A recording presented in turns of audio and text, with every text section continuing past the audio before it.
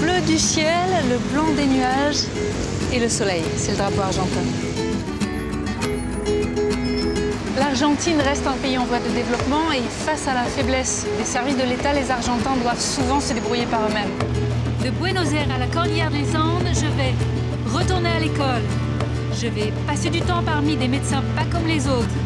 Je vais faire un séjour à la ferme. M'acheter un bout de forêt argentine et aller en prison. Tout ça à la rencontre d'Argentins qui ont mis sur pied des projets porteurs d'espoir. C'est parti, vamos!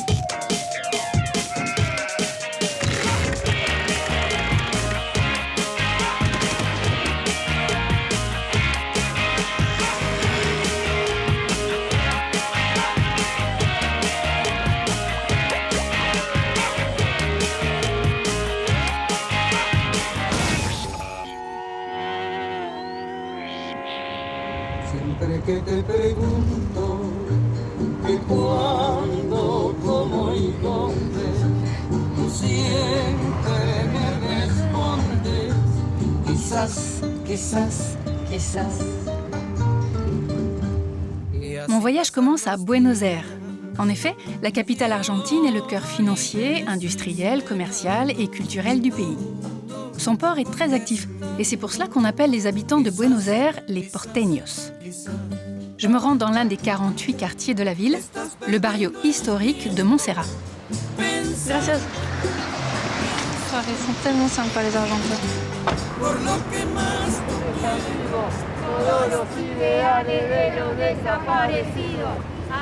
11 000 kilomètres nous séparent de l'Argentine, alors on n'en entend pas souvent parler, si ce n'est à propos du tango, du football, des gauchos à cheval dans la pampa, ou des maires de la place de Mai qui viennent défiler ici chaque semaine depuis 34 ans pour demander justice pour les 30 000 morts et disparus de la dictature passée.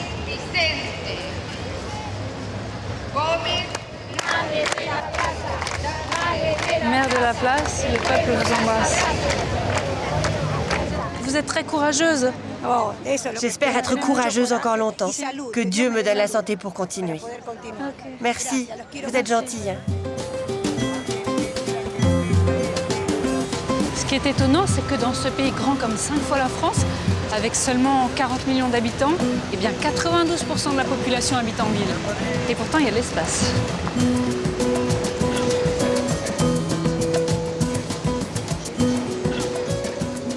Je vais en profiter pour faire mes courses sur Internet. Je clique. Et voilà, pour 200 €, je viens tout juste d'acheter et de sauver de la déforestation par la même occasion 1 hectare de forêt argentine. Ça, c'est un projet incroyable qui démarre tout juste. Et maintenant, je vais aller voir mon hectare de forêt en vrai et c'est à 1500 km de Buenos Aires. J'adore l'idée que l'on puisse, où que l'on soit dans le monde, participer au sauvetage de la forêt argentine. Et c'est vraiment ce qui me plaît dans ce projet. Pas besoin d'être un militant. 2 heures de vol, 3 heures et demie de route, puis les derniers kilomètres qui ne sont praticables qu'à cheval.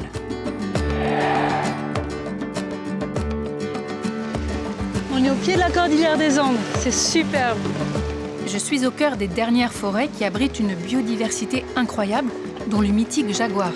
Mais j'ai peu de chance d'en croiser un car son habitat est de plus en plus réduit. Dans ce pays rongé par la culture intensive, Emiliano Ezcurra tente de sauver les dernières forêts argentines. Parce qu'au rythme où ça va, d'ici 50 ans, il n'en restera plus. L'équivalent de 40 terrains de football est détruit chaque heure, essentiellement au profit de la culture du soja. Alors vous allez voir, Emiliano a imaginé un système très astucieux pour empêcher qu'on abatte des arbres. On va s'arrêter là. On va planter les piquets des premiers propriétaires, des premiers donateurs. Et il faut que je te montre ton hectare. Oh, je suis impatiente de découvrir mon hectare. Si j'arrive à enlever mon pied de l'étrier. On a encore à peu près 600 mètres à parcourir. Voilà ton piquet. Céline U. Quand tu étais face à ton ordinateur, sur notre site internet, tu as sauvé un hectare qui correspond à ces coordonnées, indiquées par le GPS. Tu vois? Céline. Ah si. Tu veux bien m'aider? Tu prends le tien et un autre. Très bien. Et moi, je prends ces trois-là. Allez. Après des années d'engagement chez Greenpeace, Je suis piquée avec un ortie. Emiliano a quitté son poste et a investi toutes ses économies pour monter ce projet. Il n'y a pas trop d'araignées, j'espère. Hein. Pour des araignées. Ah, il y a des grosses toiles là. Ah. Qu'est-ce qu'il y a? Pas, là. Elle est énorme. Non. Oh là là là là. L'araignée est gentille. Elle est nécessaire. Ouais, nécessaire pour qui? Pas pour moi. Mon Dieu. Vous pourriez m'ouvrir une grande autoroute, s'il vous plaît? Vous savez, je ne reviendrai jamais pour voir où est précisément mon hectare, donc je peux faire ça et m'en aller. Non, ce n'est pas possible. Parce que chaque coordonnée géographique est unique. Chaque don à la Banque des Bois a une référence géographique. C'est un peu comme une empreinte digitale. Il n'y en a pas deux dans le monde. Ce sont des numéros uniques. On fait une petite place. Et planter le piquet. L'hectare de Gabriel. Gabriel, Martina et d'autres sont comme moi les 80 premiers membres de Banco de Bosques, la Banque des forêts. Mais ici, il ne sera jamais question de spéculation. Emiliano aime trop la forêt pour cela. Très bien, c'est ici. C'est beau. Non, il y a un petit truc qui me dérange quand même. Il y a des araignées sur mon terrain. Il y en a partout.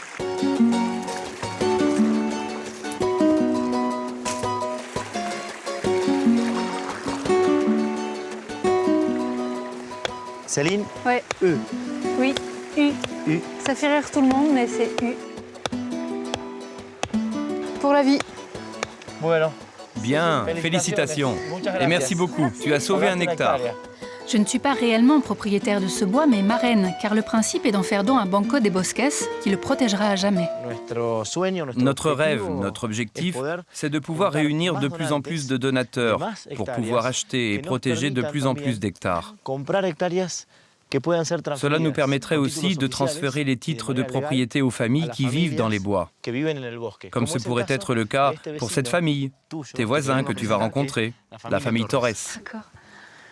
Alors ça, c'est vrai que c'est une bonne idée de vouloir protéger les familles parce que l'agriculture intensive a des conséquences terribles sur l'environnement, mais aussi sur le monde rural. En une dizaine d'années, il y a à peu près 50 000 fermes qui ont été détruites et les petits fermiers qui vivaient de l'exploitation de ces terres ont été expropriés et laissant au chômage des milliers et des milliers de petits fermiers, d'ouvriers agricoles. Très bien. Donc si vous arrivez à les sauver, ce serait bien. Hein.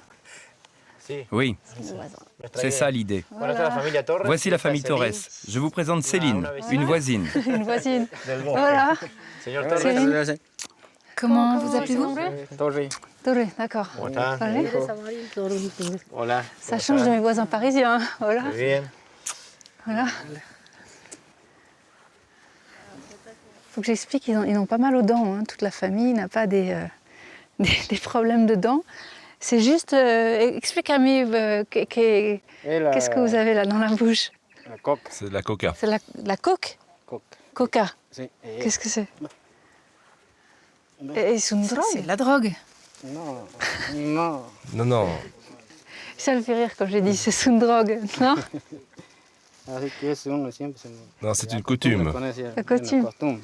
Mais tout le monde, hein, il y a tous les enfants. Lui aussi et lui aussi. Parfois, on part travailler dans le champ et on rentre tard, sans avoir mangé. Et la coca nous aide à tenir. Je viendrai peut-être pas vous rendre visite tous les jours pour prendre de vos nouvelles ou vous apporter le courrier, mais je me tiendrai au courant quand même de ce qui se passe ici. Les Torres sont fermiers depuis des générations. Les fils sont censés prendre la relève. Que deviendraient-ils s'ils étaient expulsés de cette terre qui ne leur appartient pas? L'agrobusiness n'a pas d'état d'âme et les champs de soja transgéniques cernent chaque jour un peu plus leur avenir qui se rétrécit.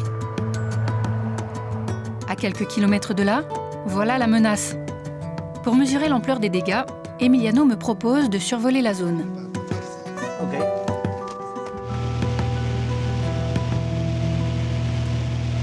C'est vraiment impressionnant quand on voit la limite entre la forêt et les champs de soja. Quand on imagine ce que c'était avant, de belles forêts. Maintenant, il n'y a plus rien à perdre de vue. L'État argentin s'enorgueillit d'être le 3e exportateur mondial de soja. Pourtant, pas de quoi être fier quand des centaines de milliers d'Argentins ne mangent pas à leur faim. Le principe de Banco de Bosques est simple. Dès qu'Emiliano apprendra qu'un nouveau terrain est à vendre, il fera appel à des donateurs afin de réunir une somme suffisante pour devancer les industriels de l'agroalimentaire. Ici, c'est ton hectare, Céline. C'est moi ici. 1 euro équivaut à 50 mètres carrés de ce bois précisément. Et là, c'est le terrain de Banco de Bosques, c'est à qui? Exactement. Ce sont les premiers 2000 hectares sauvés grâce aux dons. Au fond, récoltés par la Banque des Bois. C'est vraiment super.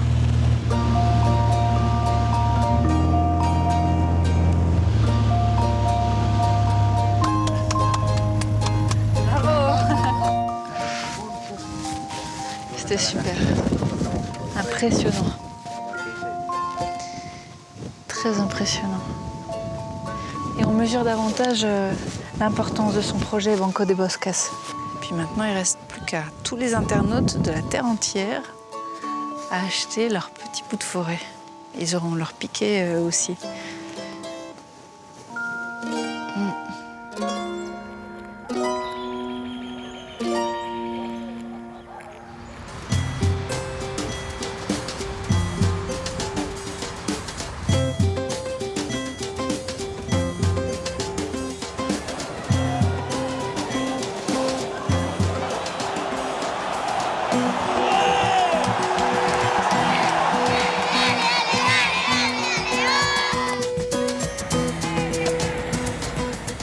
Je repars de Buenos Aires pour aller à Florencio Varela, à une quarantaine de kilomètres.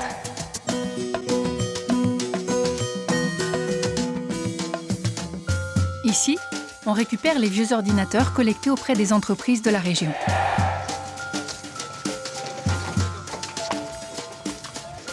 Au cours de mes voyages, j'ai déjà vécu l'expérience d'être chanteuse de rap, serveuse, boulangère, qu'est-ce que j'ai fait encore, bûcheronne. Et aujourd'hui, je participe à la livraison d'ordinateurs cassés. HS.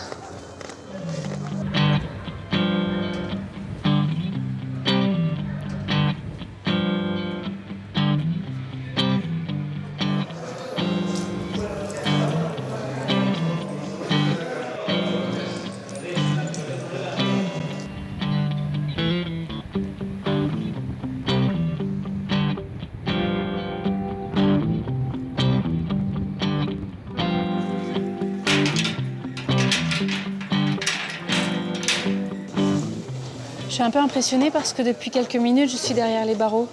Je suis en prison. En fait, je suis dans la prison de Florencio Varela. C'est une prison de moyenne et haute sécurité qui compte environ 7000 prisonniers. Bon, alors on peut se dire que c'est pas très sympa de livrer des ordinateurs cassés à des détenus. Mais c'est justement ça, le concept. J'accompagne Adriana von Kohl, qui est l'instigatrice de ce projet unique en Argentine. Bonjour. Trop de violence et aucun programme de réinsertion dans les prisons argentines. C'est pour cela qu'Adriana von Kohl, bénévole, a eu l'idée de ce programme en 1998. Alors, où sommes-nous là, Adriana? Maintenant, nous arrivons dans notre atelier. Là, les détenus travaillent dans différents domaines. Allez-y, entrez. 700 détenus sont passés par cet atelier d'informatique. Ici, ils apprennent un métier et ils font une bonne action. Car une fois réparés, les ordinateurs seront offerts aux écoles les plus pauvres. Il y en a beaucoup, hein. Combien d'ordinateurs? 54 unités centrales et 40 écrans. Tous cassés. Tous cassés. Hors service. Oui, ils vont les recycler ici. Dans les ateliers, le nombre de places est limité à 40. Faute de moyens, seuls les plus motivés sont sélectionnés. La plupart des détenus n'avaient aucune formation avant de venir ici, comme Titi, qui en a pris pour 15 ans. Je suis détenu depuis 12 ans. Et je sais que je vais sortir avec un apprentissage et une formation que très peu de gens, qu'ils soient ici ou dans la rue, ont reçu. Je suis très fier de cela parce que quand je sortirai, je ne serai pas un âne, entre guillemets, et j'aurai des connaissances dans le monde informatique. Je vais l'aider parce qu'il faut des petites mains pour ça. Ouais, mais Je peux? J'ai des petites mains. Approche-toi. Il faut des petites mains. Ici, branche-le. Doucement et ça rentre pas. Ça y est. Ça y est. Je sais pas comment. Tu vois, il faut avoir des petites mains. Chiquita, c'est aussi. Et Il n'y a pas de courant. Non, non, pas de courant. Sûr? Oui, la prise est débranchée. Est-ce que vous gagnez de l'argent en faisant ça? Non, Non. je le fais avec le cœur. Corazon. C'est généreux ça. Non, on ne gagne pas d'argent. Avant, vous n'étiez pas comme ça? Non? Non. Expliquez-moi. Expliquez-moi. Avant, j'étais dur. J'avais le cœur dur. Maintenant, avec ce travail, cet atelier, tout a changé. Ma vie a changé. Si elle en avait les moyens, Adriana développerait son programme dans toutes les prisons du pays parce que les résultats montrent que c'est une réussite. Parlez-moi du taux de récidive concernant votre programme, mais aussi en général.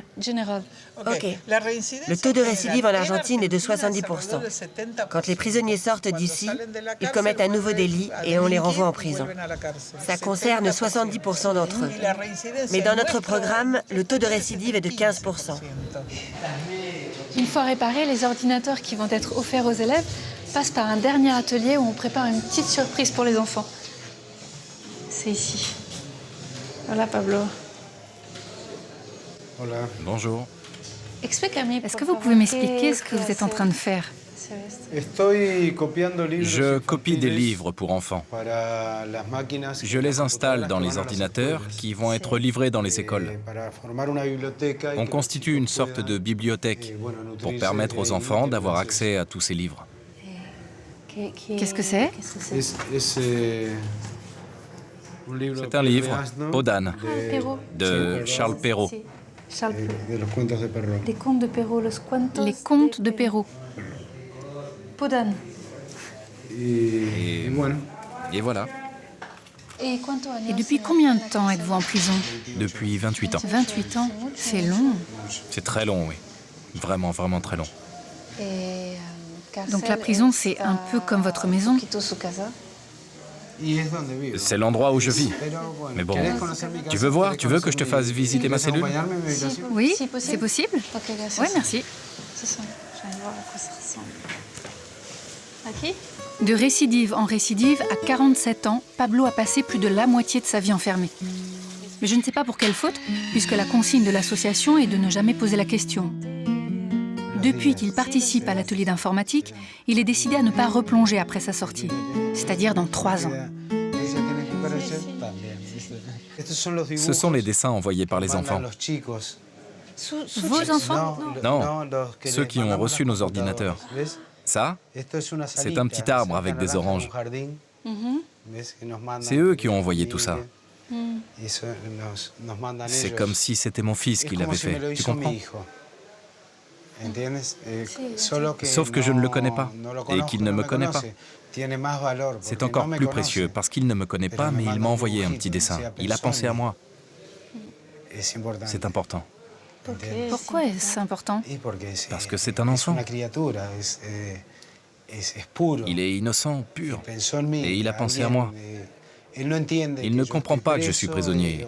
Ou peut-être que si, mais dans tous les cas, ça ne le dérange pas. Il m'envoie un dessin et me donne le meilleur de lui-même. Que peut faire de plus un enfant? Et pourquoi c'est sur le carton et pas sur le mur? Ça, ce sont mes vêtements. Ça, c'est à moi. Le mur, c'est pas à moi. Tu comprends? Oui, je comprends. Ma famille, mes photos, Je ne les mets pas sur le mur. Elles sont là, dans un album. C'est un peu dingue, mais c'est comme ça. Non, Non, je comprends. Ça fait bizarre parce que quand je vais le quitter, je vais retrouver la liberté et je me sens un peu coupable en fait. On s'embrasse. Ah, un bisou. Un bisou. Gracias. C'est vrai, c'est une sensation bizarre d'être libre comme l'air, tandis que les portes se referment sur ces prisonniers. Des détenus qui font le bonheur des écoliers. En tout, 3000 ordinateurs ont été redistribués dans 500 écoles du pays. Parmi elles, cette école dans un quartier défavorisé à côté de la prison.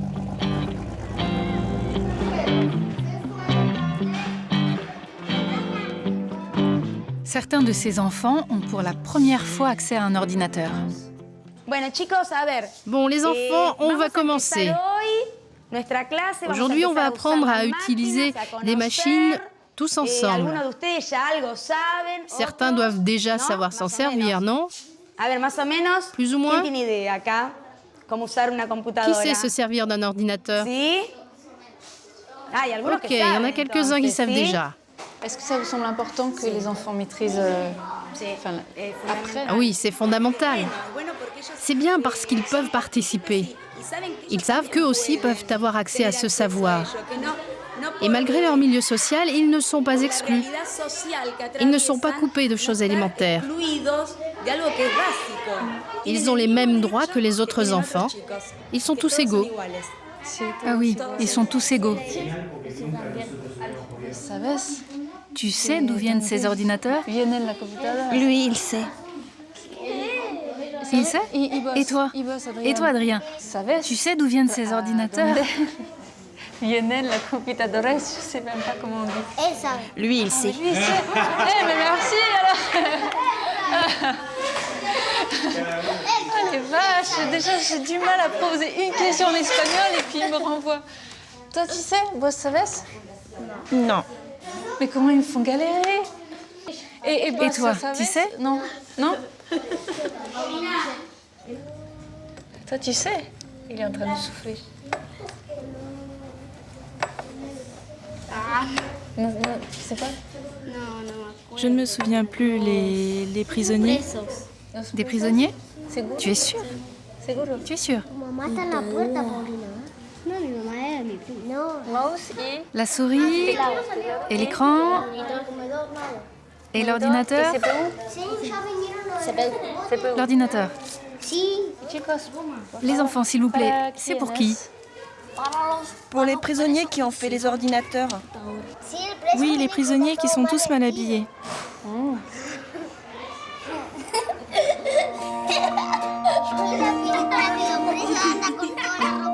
Devant son ordinateur, Violeta découvre la petite surprise de Pablo, nichée dans le disque dur. L'or à la terre, aimable en temps de paix, terrible en temps de guerre. L'ascension la plus importante, tout était magnificence et...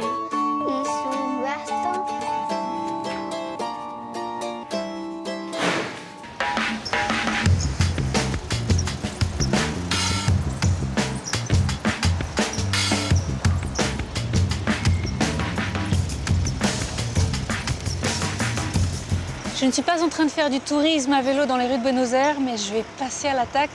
On passe à l'attaque. Les poches remplies de bombes artisanales. Eux, ce sont les guerriers jardiniers. Ils appartiennent à Guerilla Huerta. 2 fois par semaine, ils sillonnent Buenos Aires et sa banlieue. Judith Villamayor, artiste plasticienne, a créé ce groupe de militants écolos. Le principe, c'est de jeter ces bombes de graines de légumes dès qu'il y a un petit bout de terrain abandonné, délaissé par la municipalité, pour que dans quelques semaines, il y ait des plantes qui poussent et des légumes à la disposition de tous et gratuitement. Donc, on attaque.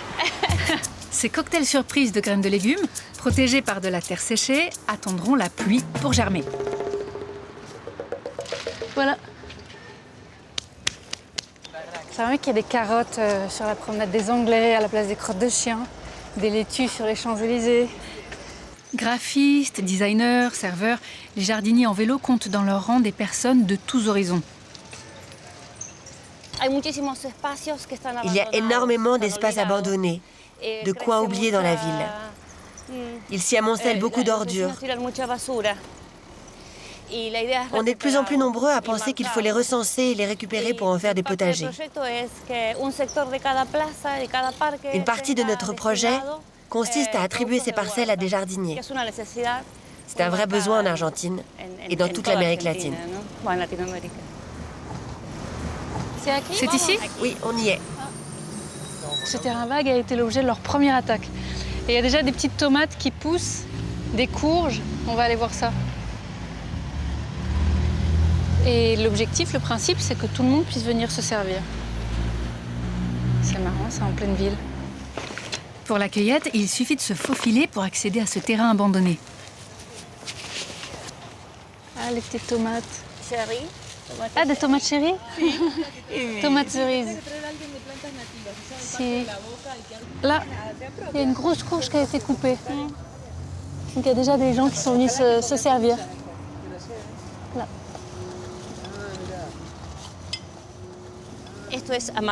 Ça, c'est une amarante. Ces graines se marient très bien à celles de la quinoa. Pour manger? Oui, ça se mange. Ça a poussé vite. Hein. C'est pas avec 1000 bombes de graines que vous allez résoudre le problème de la malnutrition en Argentine. On n'arrivera pas à combattre la faim même avec 1 million de bombes de graines. La seule façon de régler cette question dans le monde, c'est de faire prendre conscience à chacun du rôle qu'il peut tenir. Il faut que chaque personne se mette à penser, à débattre pour qu'une action commence à se former dans sa tête et dans son cœur. On sait bien que ce n'est pas seulement avec nos petites bombes de graines qu'on va combattre la faim à Buenos Aires. C'est impossible. Est-ce que réellement ça fait changer un petit peu les mentalités? Est-ce que vous avez l'impression que ça fait bouger les choses, ces actions? Mais bien sûr, Céline. Notre petite action s'inscrit parmi plein d'autres. On dit que les petits ruisseaux font les grandes rivières. En fait, on provoque un débat. C'est important qu'on fasse tous un geste. Bon, on repart à l'attaque. Ok, à l'attaque.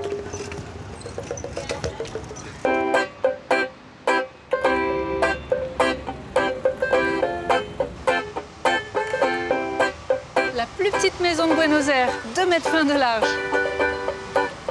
La plus petite.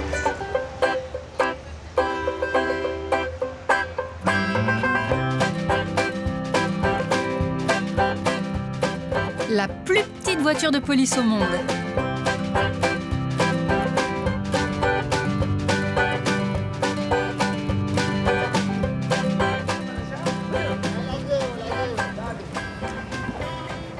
Je suis pédopsychiatre. Psychologue clinicienne. Je suis étudiante en médecine. Psychiatre, thérapeute et échographe. Médecin. Je suis nutritionniste. Voilà, c'est le premier groupe de médecins clowns en Argentine. Et sans doute le premier au monde. Voilà. Ils ont même inspiré les studios d'Hollywood pour un film avec Robin Williams. Dans la réalité, ils interviennent bénévolement, en dehors de leurs heures de travail, dans les hôpitaux de Buenos Aires.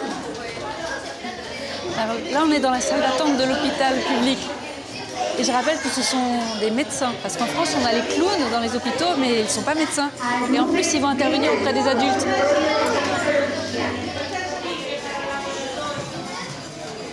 Monsieur, ils n'ont pas appelé Verdine Bakunin? Verdine Bakunin, non? Ça va, tout va bien. Je suis Verdine Bakunin. Ils ne m'ont pas appelé? Céline. Ils n'ont pas appelé Céline? Non, non. C'est moins facile de faire rire les adultes que les enfants. Voici le trapèze, regarde. Il arrive. Et c'est peut-être un jeu. À la 1, à la 2 et à la 3. Et je vais jusqu'où comme ça? Par ici, continuez. Là? Bien. Maintenant, moi je me tiens prêt et vous me le passez. Ah d'accord. Qu'est-ce qu'il lui fait faire? J'attends. Que pensez-vous des médecins clowns? C'est un petit moment de bonheur. Si. Je les remercie. Maintenant. Nous sommes des thérapeutes dont le but est de quitter la réalité, de faire sortir les patients du réel. C'est une chose très difficile parce que nos paroles, nos actions, nos gestes peuvent avoir un écho très différent selon le patient que nous approchons. Des choses désagréables peuvent ressurgir selon son état de santé. Et nous avons une éthique pour éviter ça.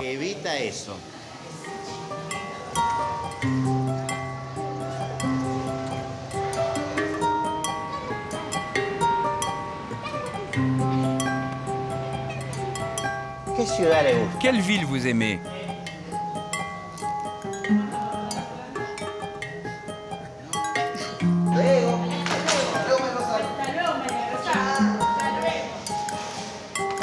Ciao.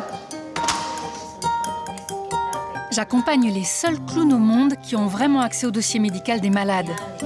Ici, pas de secret, pour que les médecins puissent adapter leur clownerie en fonction des diagnostics et savoir sur quel pied danser. Vous les voyez comme des médecins ou comme des clowns? Je les vois comme des collègues qui font des choses spectaculaires. Franchement, je les félicite parce qu'ils réussissent à créer une relation avec le patient qui, moi, me paraît vraiment très intéressante. Quels résultats concrets vous avez notés chez les patients? Les malades ont une autre Pour attitude. la guérison? Ils sont positifs, ils se réalimentent, ils sont plus ouverts au dialogue, aux plaisanteries. Oui, on remarque des changements. Les drôles de médecins s'invitent dans tous les services, y compris ceux où se trouvent les cas graves, comme celui de la petite Maya, 5 ans, qui souffre de diabète. Leur numéro, tout en improvisation calculée, allège la souffrance de la famille. Elle a l'air heureuse de voir ses parents vers le clown en plus.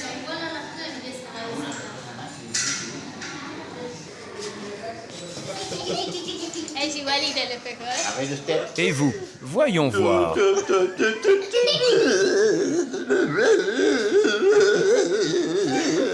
Moi, j'ai très mal. Qu'est-ce qu'ils pensent les parents des Pachas médicos?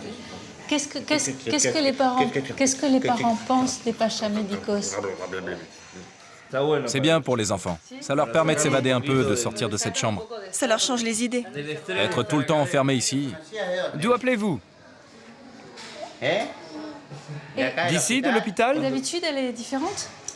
Oui, elle est différente quand les clowns sont là. Avec toutes ces couleurs, elle s'amuse. Oui, elle est plus joyeuse. Ça lui plaît beaucoup.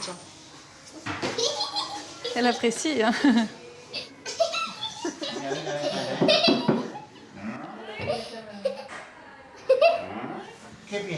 Que pense la petite? Que pense-t-elle?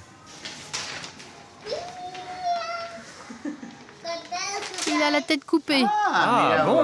Eh bien. Et d'après vous, que pense le bébé?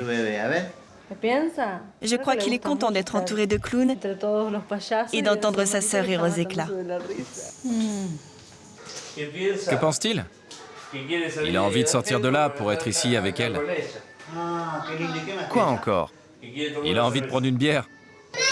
Ma maman boit de la bière. C'est mon père qui lui achète. Et il saoule le bébé.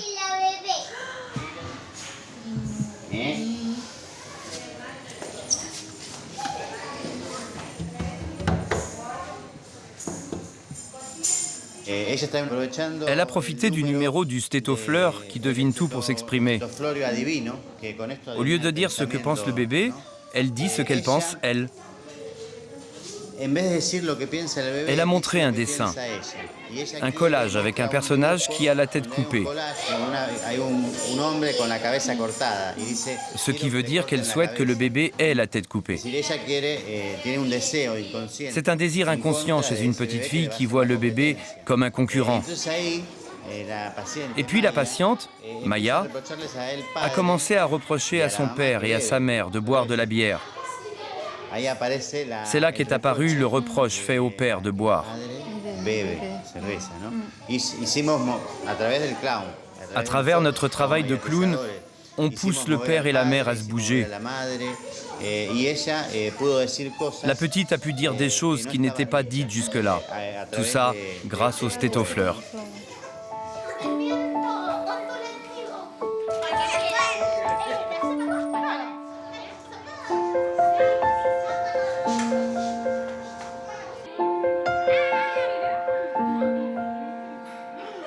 Ce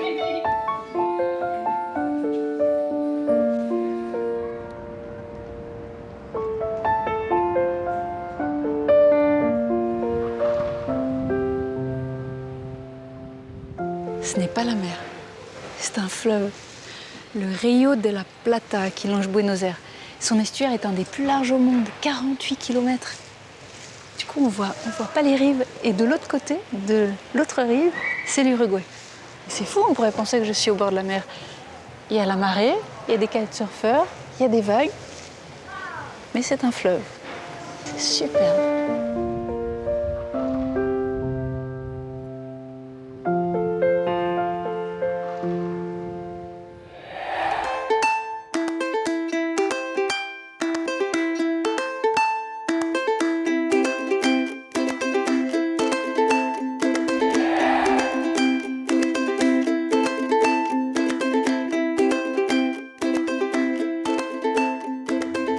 Ça fait une belle famille, non?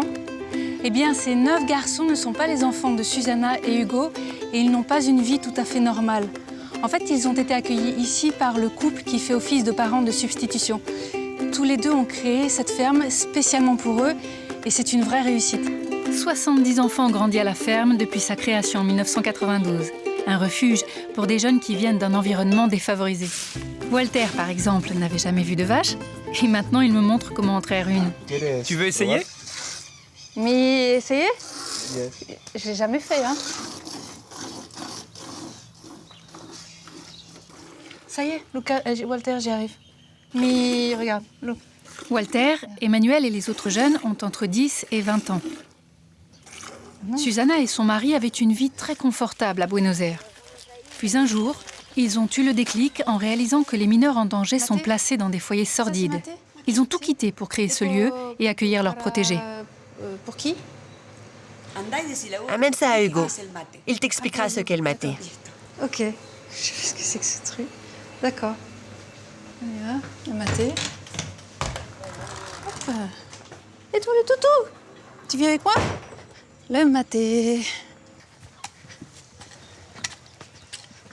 Ce travail dur, hein. Hugo, le maté. Si, comment non? Et qu'est-ce que c'est que le maté? Qu'est-ce que c'est? C'est une boisson typique d'Argentine et d'Uruguay. Ah, d'accord. Ça se prend en famille ou avec des amis. D'accord, ça sent quoi? C'est un thé. Un thé, bah oui, d'accord. Ah, c'est fort, hein? C'est amer, hein? C'est acre.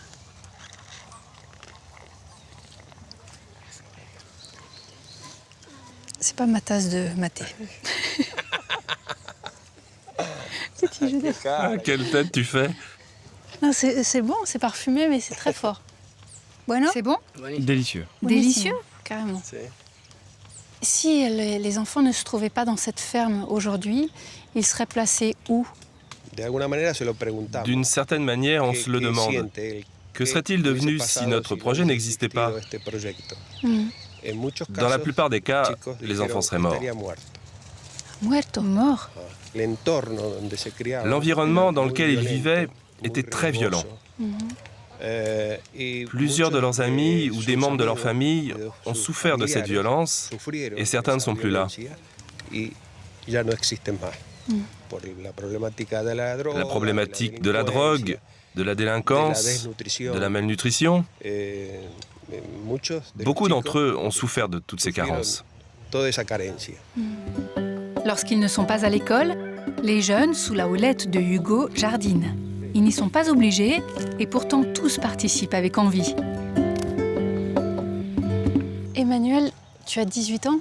Tu es arrivé ici à l'âge de 10 ans, je crois. Ça veut dire que tu as passé la moitié de ta vie ici. Qu'est-ce que tu penses de cette deuxième vie? Ma deuxième vie est très différente de la première. Quel cambio? J'ai eu une enfance pas terrible. Aujourd'hui, avec cette deuxième vie, je me sens plus fort. Je regarde vers l'avenir et j'ai très envie de réussir ma vie. Qu'est-ce que tu préfères? Qu'est-ce que tu aimes le plus? Le potager. Pourquoi? Pourquoi? Parce que je suis tout le temps en contact avec la terre. Et je me sens parfaitement bien, plus fort. C'est comme une thérapie en fait. La terre qui sert de thérapie.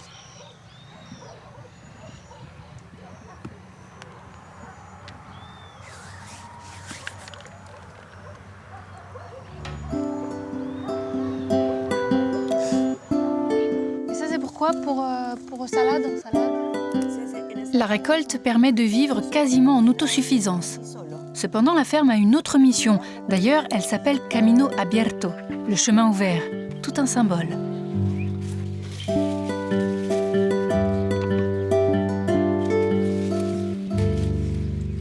Susanna, pourquoi est-ce que vous produisez tous ces fruits et légumes ainsi que la viande? C'est pour vous occuper les enfants? C'est pour gagner un peu d'argent? C'est dans quel but? On éduque les enfants et les jeunes. Eux seuls pourront se défendre dans la vie en apprenant à cultiver un potager, en prenant soin de quelques animaux. C'est inadmissible que des enfants meurent de faim dans notre pays et dans le reste du monde parce qu'ils n'ont pas été éduqués. Tout ce que nous produisons est bon pour la santé. C'est bon pour le corps, c'est bon pour l'esprit. On les forme à être libres. Quelle plus belle liberté pour un jeune que celle de produire ses propres aliments? C'est ça la liberté. La liberté passe par une condition. Susanna et Hugo imposent à leurs enfants qu'ils retournent à l'école et fassent leurs devoirs.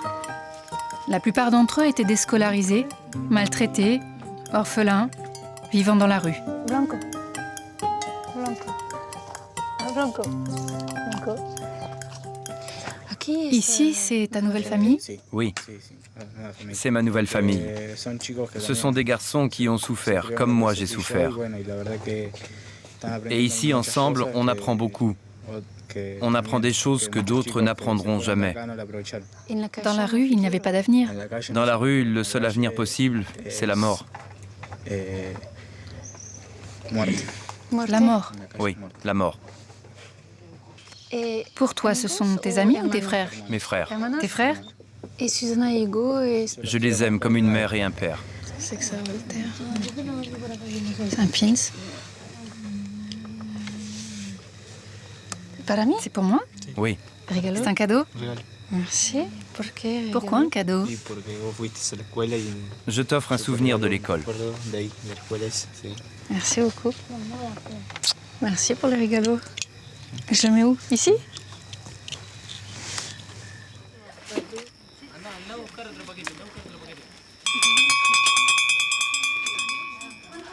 Combien de verres? Combien? Il y en a 14. 14. C'est une grande famille. Grande famille, oui. 14 couverts. Cela fait beaucoup de travail. Tout le monde met la main à la pâte. Comme une famille. Comme une famille. Les plus âgés se relaient derrière les fourneaux et le repas est à 20 heures précises. Une règle imposée à ces jeunes en train de se reconstruire.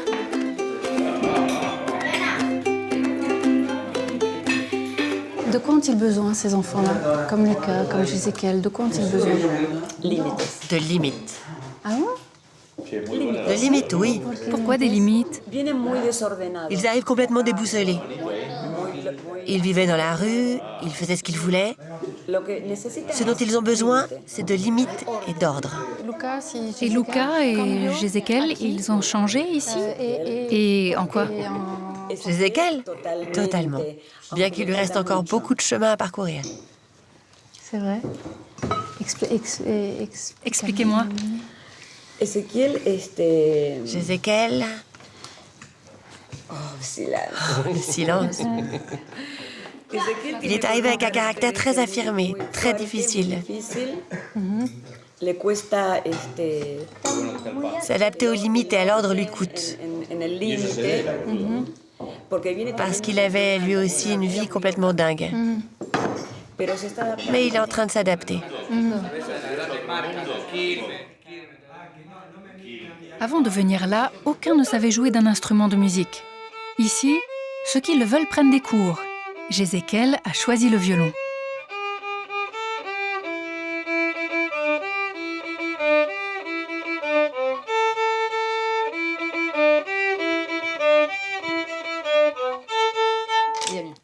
C'est bien. Bueno. Quand on sait ce par quoi ils sont passés, tous ces enfants, jouer une musique si douce. Bravo, bravo. Bravo et espagnol parvissimo, non? Comment on dit? Bien, bravo, bien, c'est voilà, bien. C'est bien. Merci beaucoup. Je sais qu'il a fait un gros effort pour moi parce qu'il ne voulait pas être filmé, rien. Et c'est important, cette démonstration. Ça représente beaucoup.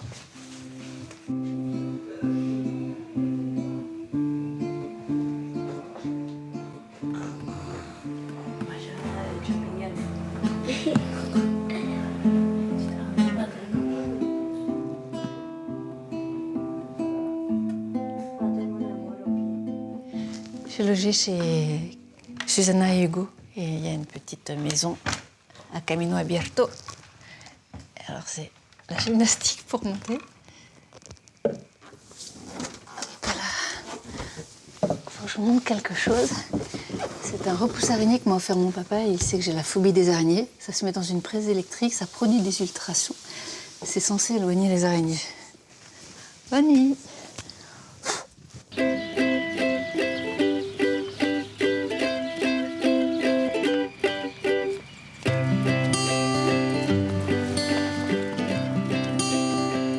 Le week-end, la cuisine familiale se transforme en cuisine de restaurant avec des employés.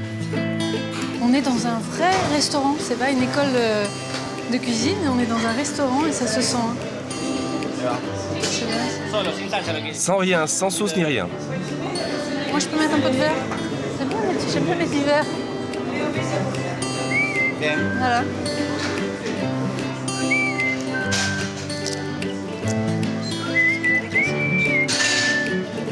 C'est fait à la maison, ça se sent, c'est pas industriel. Hein.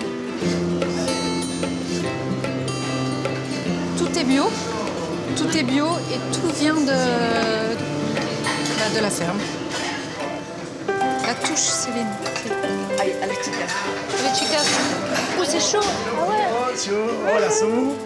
Lui, c'est le chef Martiniano Molina. C'est le parrain du restaurant. Céline Dion. Oui, presque. Je suis presque aussi célèbre que Céline Dion. Belle. Ça va comme ça? Française, belle. Ah, merci. C'est bon? Et il faut le chapeau aussi, comme moi. Non, non. Ah, mais moi, je l'ai. Non, moi j'ai plus de... Oui, c'est vrai, je n'ai plus. Martiniano anime à la télévision une émission de cuisine très populaire. Tous les Argentins le connaissent. C'est Jean-Pierre Coff, mais en mieux. C'est une star ici. Comme ça. Ma rue fleur pour une fleur. Merci. Bueno, dale, presentame. Mira, mira. Oh. Bueno, vengan. Bon, allez. Venga, vení, grandote. Venez, on va montrer un petit plat à Céline. Pour lui montrer comment bien présenter une assiette. Et on va hacer la bondiola ahora. Pourquoi vous faites ça, Martiniano? Pourquoi? Pourquoi? Ici, parce que je crois en ce projet. Je crois en ces gens qui travaillent ici. Et j'aime la manière de travailler avec les jeunes. Parce que je le sens avec mon cœur. C'est un peu comme une philosophie de vie, une idéologie que j'essaye d'appliquer au quotidien. Voilà pourquoi. C'est bon? Ça mérite une bonne note? On le met sur la carte? Il approuve le chef. Vous avez faim? Je suis sous le charme. Je suis charmée. Non, c'est bien, c'est un beau projet. Grâce à la générosité de Martiniano, ces jeunes sortiront peut-être avec un métier. Et grâce à ces recettes, le restaurant est plein et ça permet à Camino Abierto de fonctionner. Le projet de Susana et Hugo a séduit Martiniano, qui se prête volontiers au jeu. Grâce à son soutien, c'est le succès assuré pour Camino Abierto. Oh, mais dis donc, c'est un autographe? Oui, c'est un autographe. C'est un chèque pour la banque.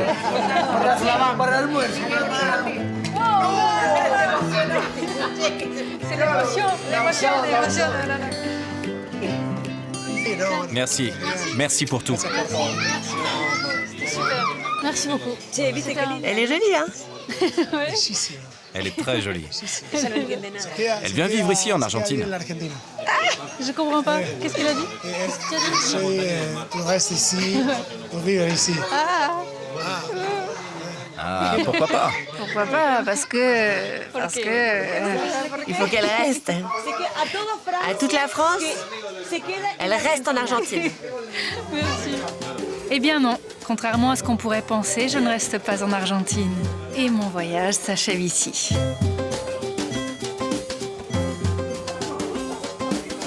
La prochaine fois, j'irai à nouveau rencontrer des personnes qui, comme Susanna et Hugo, inventent un monde meilleur. Alors à bientôt. Merci. Gracias. Gracias. Ah, Lucas. Gracias.